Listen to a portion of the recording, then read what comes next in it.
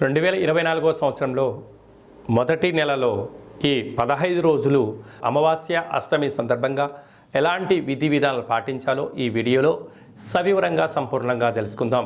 వృషభ రాశి వారు నూతన ఆంగ్ల సంవత్సర ప్రారంభకాల సమయంలో అమావాస్య రోజు ఎలాంటి విధి విధానాలు పాటించాలో ఈ వీడియోలో సవివరంగా సంపూర్ణంగా తెలుసుకుందాం. మేషరాశిలో ఏ నక్షత్రాలు వస్తాయనగా కృతికా నక్షత్రంలోని 2, 3, 4 పాదాలు, రోహిణి నక్షత్రంలోని 4 పాదాలు, మృగశిర నక్షత్రంలోని 1, 2 పాదములు కలిపితే వృషభ రాశి. చాలామందికి పుట్టినటువంటి కాల సమయంలో డేటా ఆఫ్ బర్త్లు లేనటువంటి ఏకైక కారణం చేత పేరు యొక్క మొదటి అక్షరాన్ని అనుసరిస్తూ ఆ రాశిని తెలుసుకునే ప్రయత్నం తెలుసుకుందాం. ఏ అక్షరాలు వస్తాయనగా ఈ, ఉ, ఏ, ఓ, వా, వి, ఉ, వే, ఓ అక్షరాల వారు కూడా వృషభ రాశి జాతకులే. వృషభ రాశి యొక్క అధిపతి శుక్రుడు.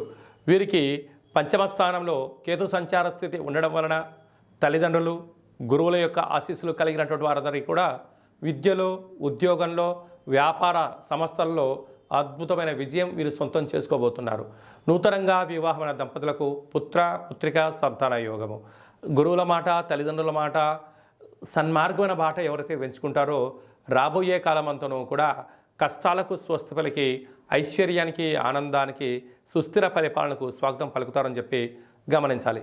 సప్తమ స్థానంలో బుధ శుక్ర సంచార స్థితి ఉండడం వలన విందులు, వినోదాలు, ఆధ్యాత్మికమైన కార్యక్రమాలు, నూతన వస్త్రాలు, బంగారు ఆభరణాలు, గృహాలు, క్రయ విక్రయాలు యోగదాయకమని చెప్పి గమనించాలి.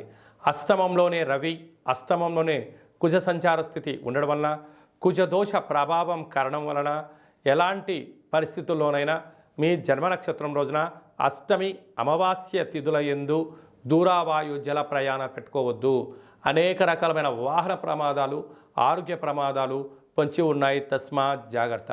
అలాగనే రాజ్యస్థానంలో శనిచర స్వామివారి యొక్క సంచార స్థితి ఉండడం వల్ల వృత్తులలో, ఉద్యోగాల్లో, వ్యాపారాల్లో స్వల్పమైన ఆటంకాలు ఉండినను ఓపికగా ఉండండి. ఉద్యోగం మార్చే ప్రయత్నం చేయవద్దు. లాభస్థానంలో రాహు సంచార స్థితి ఉండడం వల్ల మీ ఎదుగుదలను కొందరు ఓర్వలేరు అని చెప్పి గమనించాలి. వ్యయంలో గురు సంచార స్థితి ఉండడం వల్ల ఓపిక, పట్టుదల విజయానికి, స్వాగతానికి నాంది అని చెప్పి గమనించాలి. ఈ వృషభ రాశి జాతకులు ఈ అష్టమి తిథి ఎందున, అమావాస్య తిథి ఎందున ఎలాంటి పూజను ఆచరింపచేయాలంటే కులదేవతల యొక్క స్మరణ, గతించిన వారి యొక్క ఆశీస్సులు, అలాగనే వీలైనంత వరకు గుమ్మడికాయను దానం చేసే ప్రయత్నం చేయండి. సకలమైనటువంటి కష్టాలకు స్వస్తి పలికి ఐశ్వర్యానికి, ఆనందానికి స్వాగతం పలుకుతారు అని చెప్పి ఏమాత్రం ఆలోచించనక్కర్లేదు.